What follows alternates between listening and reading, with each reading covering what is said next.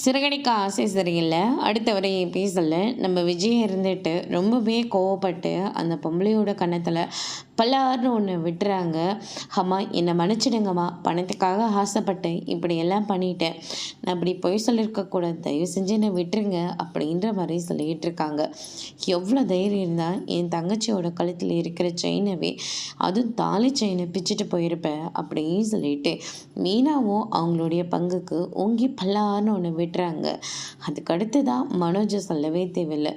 என் ஷோரூம்க்கு வந்து தேவையில்லாமல் பேசி என் மனசை குழப்பி விட்டுட்டு போனால தானே நீ அப்படியே சொல்லிட்டு அவரும் அவருடைய பங்குக்கு சப்புன்னு ஒன்று விட்டுறாங்க.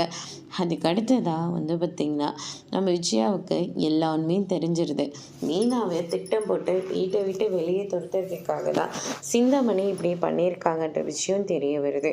இதை கேட்டோன்னு நம்ம விஜயா வந்து ரொம்பவே கோவப்படுறாங்க.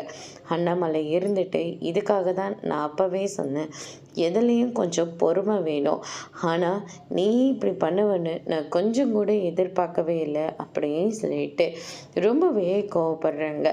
அதுக்கடுத்து தான் வந்து பார்த்திங்கன்னா நம்ம மீனா கிட்ட போயிட்டு நீ மன்னிப்பு கேளு அப்படின்ற மாதிரி சொல்கிறாங்க. என்ன நான் போய் இவகிட்ட மன்னிப்பு கேட்கணுமா? அதெல்லாம் என்னால் முடியாது அப்படின்ற மாதிரி சொல்லிடுறாங்க. தேவையில்லாமல் உன்னோட சுயநலத்துக்காக மீனாவையும் முத்துவையும் பிரித்து வச்சுட்ட.